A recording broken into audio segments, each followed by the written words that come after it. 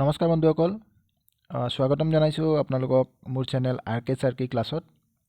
আজি আমি আকৌ আপোনালোকৰ ওচৰত এটা নতুন ভিডিঅ' লৈ উপস্থিত হৈছোঁ।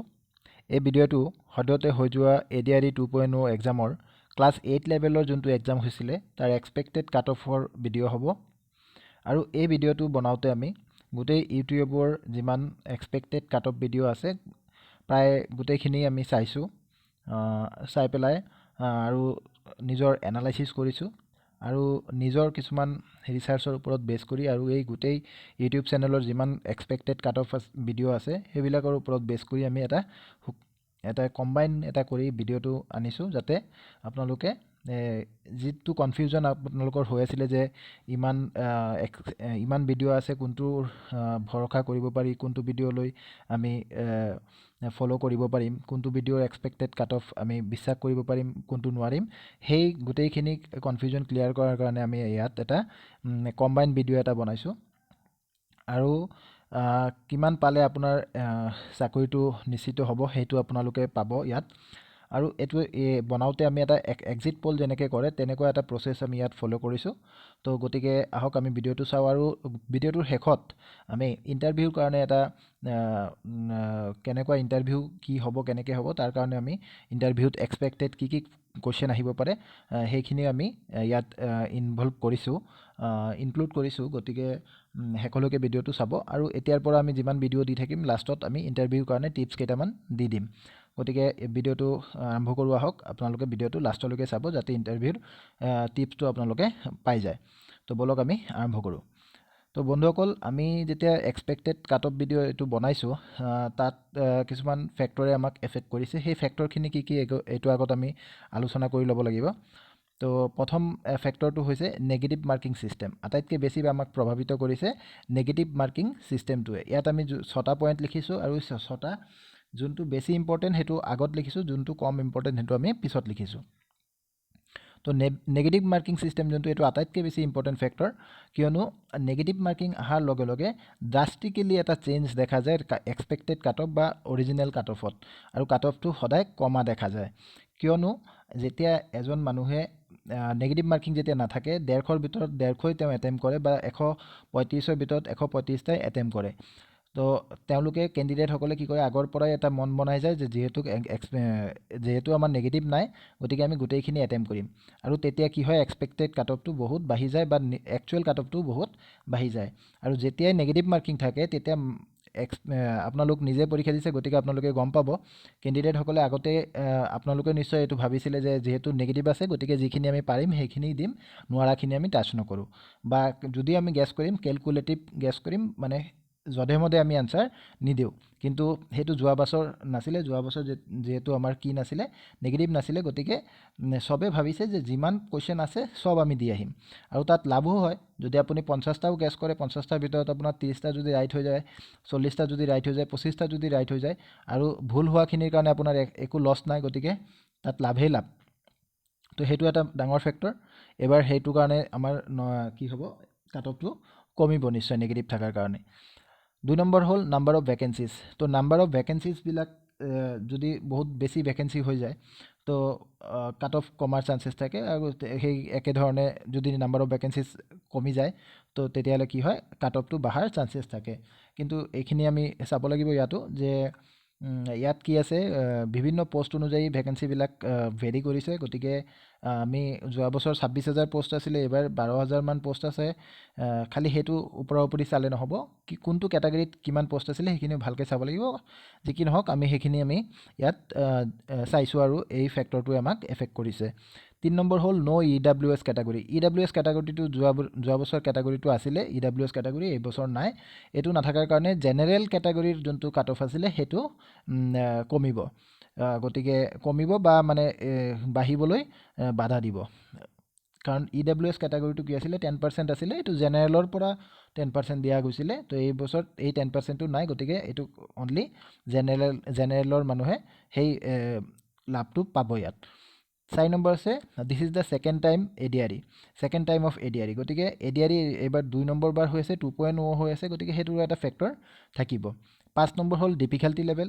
ডিফিকাল্টি লেভেলটোক আমি 5 নম্বৰত ৰাখাৰ এটাই কাৰণ যে ডিফিকাল্টি লেভেলটো আমি জাজ কৰিব নোৱাৰোঁ। যোনটো কুৱেশ্যন মোৰ কাৰণে ডিফিকাল্ট হ'ব সেইটো আপোনাৰ কাৰণে ডিফিকাল্ট নহ'বও পাৰে, যোনটো কুৱেশ্যন আপোনাৰ কাৰণে ডিফিকাল্ট হ'ব সেইটো মোৰ কাৰণে ইজিও হ'ব পাৰে।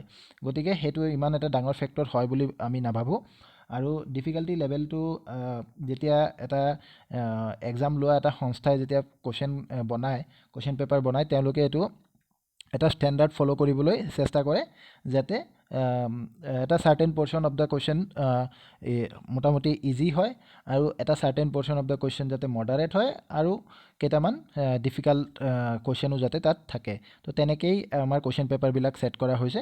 গতিকে ডিফিকাল্টি লেভেলটো ইমান মেটাৰ নকৰে আৰু যোনটো এক্সাম আপুনি দিছে সেইটোৱে বাকী কেণ্ডিডেটবিলাকেও দিছে। গতিকে ডিফিকাল্টি লেভেলটো ইমান মেটাৰ নকৰে।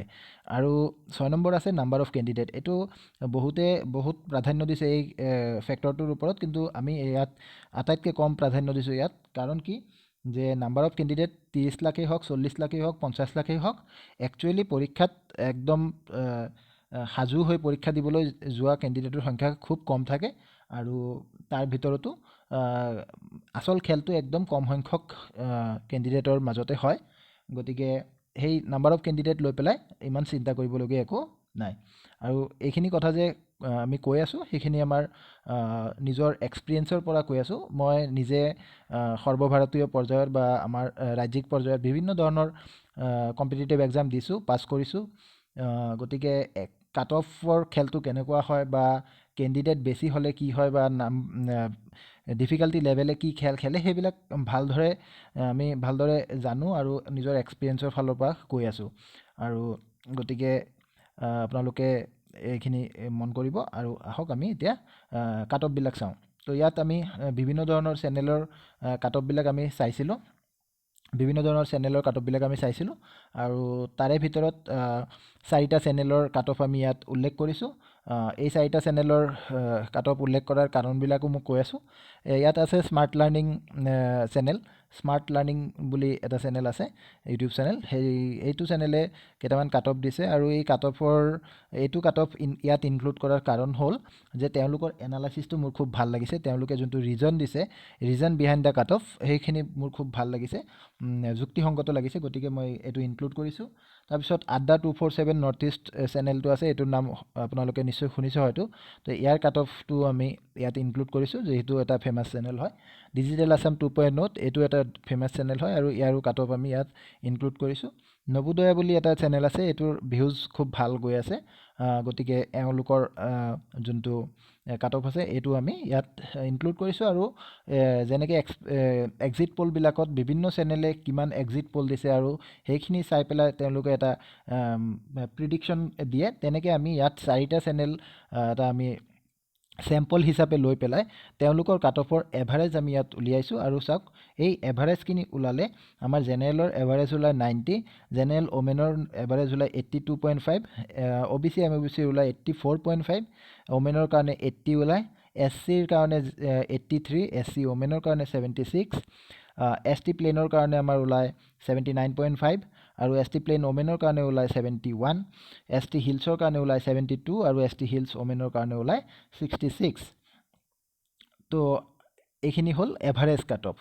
আৰু লাষ্ট ইয়াৰৰ কাট অফ কি আছিলে? লাষ্ট ইয়াৰৰ কাট অফবিলাক আপোনালোকে গম পায়েই। তো লাষ্ট ইয়াৰত এটাই কাট অফ আছিলে যোনটো আমি মানে অলপ বেলেগ ধৰণৰ, বিভিন্ন পৰীক্ষাত এনেকুৱা দেখা নাযায়, যোনটো আছিলে ST হিলছ ওমেনৰ অল কেণ্ডিডেট পাছ কৰিছে। অল কেণ্ডিডেট পাছ কৰাৰ মিনিং এইটোৱে যে যিমান ভেকেঞ্চি আছে কেণ্ডিডেট তাতকৈ কম আছিলে। তো সেইটো তেনেকুৱা ছিটুৱেশ্যন হ'লে তেতিয়াহ'লে আৰু সেই কেটেগৰীৰ কাৰণে এক্সপেক্টেড কাট অফ কোনো দিব নোৱাৰে, সেইটো সম্ভৱেই নহয়।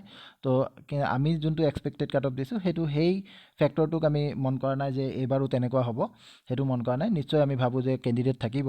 তো ঠিক আছে, আমাৰ জেনেৰেলৰ কাট অফ এক্সপেক্টেড আছিলে কোনটো? 70ৰ পৰা 75। ইয়াত আমি বিভিন্ন ফেক্টৰ আমি চাই চিতি বহুত চিন্তা কৰি আমি এই কাট অফটো দিছোঁ। জেনেৰেল ওমেনৰ কাৰণে 60ৰ পৰা 65, OBCৰ কাৰণে 70ৰ পৰা 75, OBC MOBC ওমেনৰ কাৰণে 65ৰ পৰা 70, SCৰ কাৰণে 65 to 70, SC ওমেনৰ কাৰণে 60 to 65, ST প্লেনৰ কাৰণে আছিলে 65ৰ পৰা 70, ST প্লেন ওমেনৰ কাৰণে আছে 60ৰ পৰা 65, ST হিলছৰ কাৰণে আছে 50ৰ পৰা 55, ST হিলছ ওমেনৰ কাৰণে আছে 45 to 50। আমি ইয়াত দুটা কেটাগৰী আমি ইয়াত ইনক্লুড কৰা নাই, এটা হ'ল ফিজিকেলি হেণ্ডিকেপ আৰু এটা হ'ল এক্স সাৰ্ভিসমেন।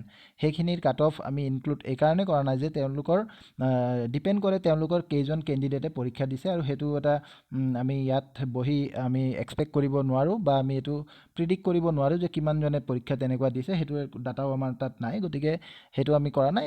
ৰিলেটিভলি এই দুটা কেটাগৰীৰ কাট অফটো বহুত কম যায়, গতিকে চিন্তা কৰিবলগীয়া নহয়। আৰু আপোনালোকৰ যোনটো কাট অফ মই দিছোঁ বিভিন্ন কেটাগৰী ৱাইজ, আপোনালোকে যদি ইয়াতকৈ অলপ 5-10 নম্বৰ কমো মানে স্ক'ৰ কৰি আছে, গতিকে আপোনালোকে চিন্তা নকৰিব, আপোনালোকে ইণ্টাৰভিউৰ কাৰণে প্ৰিপাৰেশ্যন কৰক, বিকজ এইবিলাক চব এক্সপেক্টেড কাট অফ। বিভিন্ন চেনেলে বিভিন্ন ধৰণে দিছে, আমিও দিছোঁ, আমি এক্সপেক্ট কৰোঁ যে এনেকুৱা হ'ব লাগে। আপোনালোকক এইকাৰণে দিছোঁ যে যদি আপোনালোকে এই নম্বৰৰ ওপৰত পাই আছে তেন্তে আপোনালোকে ডেফিনেটলি প্ৰিপাৰেশ্যন কৰক, আৰু যদি আপোনালোকে এই নম্বৰৰ ওচৰা ওচৰি বা তাতকৈ অলপ কমো পাই আছে, তথাপি মই ক'ম যে আপোনালোকে প্ৰিপাৰেশ্যন কৰক, যাতে যিখিনি সময় আপোনালোকে আগত লছ কৰিছে বুলি আপোনালোকৰ 10-5 নম্বৰ কমি গৈছে, সেই সময়টো এতিয়া লছ নকৰিব। এতিয়া লছ কৰিলে আপোনাৰ কি হ'ব, যদি আপুনি পাছ কৰি যায় পিছলৈ ইণ্টাৰভিউৰ কাৰণে আপোনাৰ প্ৰিপাৰেশ্যনটো কমি থাকিব, গতিকে আপোনালোকে সেই সময়টো লছ নকৰিব, ইণ্টাৰভিউৰ কাৰণে প্ৰিপাৰেশ্যন কৰক। তো গতিকে আহক আমি এতিয়া ইণ্টাৰভিউৰ কাৰণে এটা প্ৰশ্ন আমি লৈ লওঁ। তো ইণ্টাৰভিউত যেতিয়া যাওঁ, আমাৰ প্ৰথম প্ৰশ্নটো এইটোৱেই হয় স্বাভাৱিকতে, যে tell me something about Euro self, বা আপোনাৰ নিজৰ পৰিচয় দিয়ক, এনেকৈ এটা কুৱেশ্যন সোধা যায়। তো আপোনালোকে যেতিয়া ইণ্টাৰভিউ ৰুমত সোমাব, প্ৰথমতে আপোনালোকে গ্ৰিটিংছ কৰিব লাগিব। যেতিয়া আপোনালোক যাব, আপোনাৰ সময়টো চাব, যদি আপুনি ৰাতিপুৱা গৈছে তেতিয়াহ'লে আপোনালোকে গুড মৰ্ণিং, যদি আবেলি টাইমত আপোনালোকৰ ইণ্টাৰভিউ হয় তেন্তে গুড আফটাৰনুন, তেনেকৈ আপোনালোকে কৈ পেলাই সোমাব। আৰু যিখিনি বহাৰ নিয়ম আছে সেইখিনি বাৰু এটা সুকীয়া ভিডিঅ' লাষ্টলৈ বনামগৈ, কিন্তু এইটো প্ৰশ্ন যেতিয়া আহি যাব, আপুনি ধৰি লওক ৰুমত সোমালে, গ্ৰিটিংছ কৰিলে, বহিলে, তাৰপিছত যেতিয়া এই প্ৰশ্নটো আহিলে তেতিয়া আপোনালোকে কি কৰিব, নিজৰ পৰিচয়ৰ ভিতৰত আপোনালোকে কি দিব, আপোনাৰ নামটো ক'ব, খুব ধুনীয়াকৈ আপোনাৰ নামটো ক'ব, অসমীয়াতে ক'ব। ক্লাছ 8 পাছৰ কাৰণে আপুনি ইংৰাজীত ক'ব নালাগে, অসমীয়াতে ক'ব, নিজৰ নামটো ক'ব, আপোনাৰ ডিষ্ট্ৰিক্টটোৰ জিলাটোৰ বিষয়ে ক'ব, কোন জিলাৰ পৰা আপুনি আহিছে, এডুকেশ্যন বেকগ্ৰাউণ্ডটোৰ বিষয়ে আপুনি অলপ ক'ব, আৰু যদি আগত কিবা কাম কৰিছে সেইটোৰ বিষয়ে ক'ব, আৰু আপোনাৰ হবিজৰ বিষয়ত ক'ব, হবি কি আছে, আপুনি কি কৰি ভাল পায় সেইটো ক'ব।